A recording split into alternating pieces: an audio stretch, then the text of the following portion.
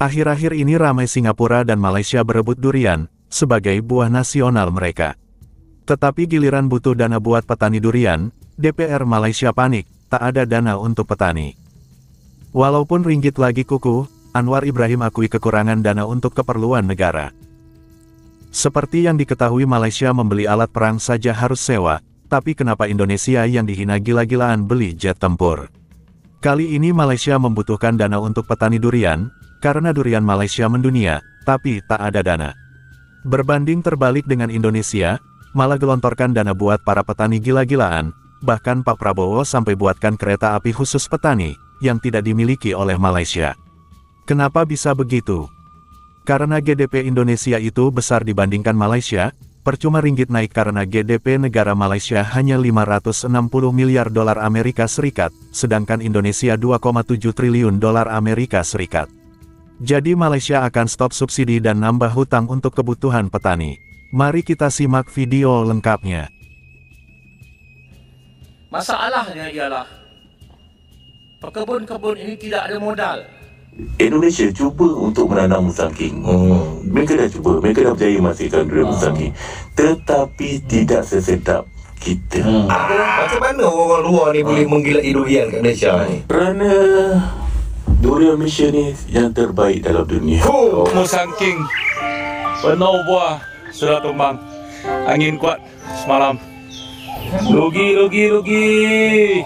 Rugi besar lah ni. Jual janji manis, cuma jual durian manis. Jangan lupa tanya lagi. Durian mohon tempatnya, kurangnya buat apa? Enak, boleh dibuka lagi. Saya baik ngobrol sama Bro Ali. Saya mau tahu dong terkait durian. Karena waktu itu saya di Komisi 7, saya sempat angkat, kenapa kita nggak riset terkait durian? Yang Pak Wamen tadi bilang, saya maunya durian blackthorn, tapi ada nggak sih yang lokal, lahir dari Indonesia? Ternyata ada, Pak Wamen. Untuk pertama kalinya dalam sejarah Indonesia, petani dan pedagang akan punya kereta khusus sendiri. Langkah nyata ini bukan sekadar wacana, tapi bukti bahwa ekonomi rakyat benar-benar diperjuangkan.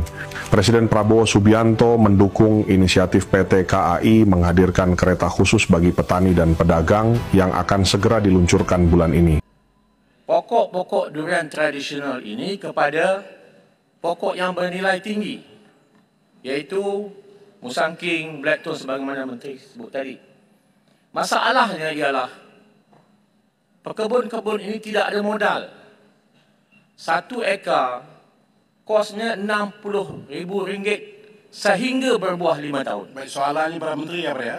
Soalannya ialah minta menteri menyediakan, saya dah kira lebih kurang 20 juta untuk grant ataupun pinjaman soft loan. Kalau Kementerian Pertanian tidak ada peruntukan, saya beralih di sebelah jirannya Kementerian Ekonomi. Di bawah Sejati Madani ada 1 bilion. Saya minta supaya diperuntukkan 20 juta ringgit untuk mengubah ataupun menukar tanaman tradisional pokok durian kepada musangking, ataupun dengan peruntukan 20 juta ini, hasil 17 juta itu boleh kali dengan 5 kali. Bermakna hampir 100 juta ringgit hasil yang akan didapati oleh pekebun-pekebun dengan hanya investment 20 juta ringgit. Itu soalan saya. Baik, terima kasih. Menteri. Soalan dan juga penjelasan.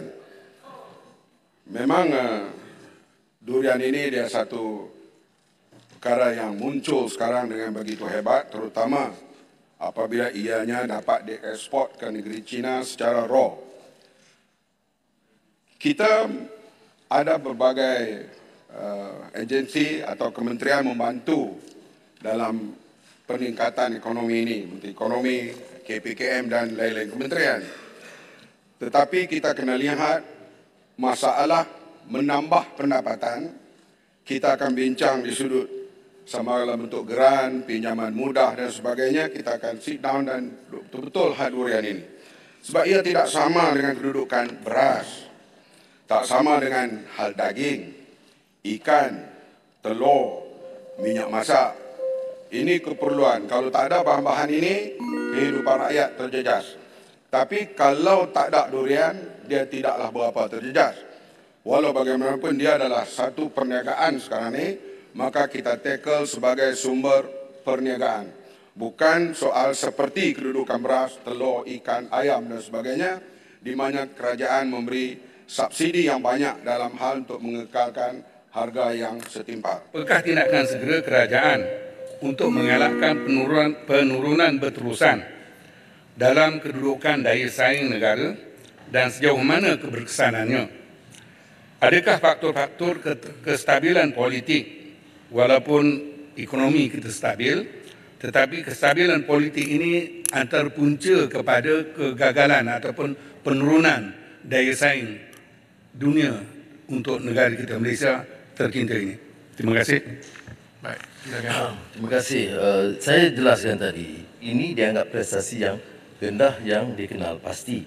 Keduanya saya katakan ringgit. Tapi ringgit seperti mana kita tahu, sejak beberapa bulan belakangan ini kian mengukuh.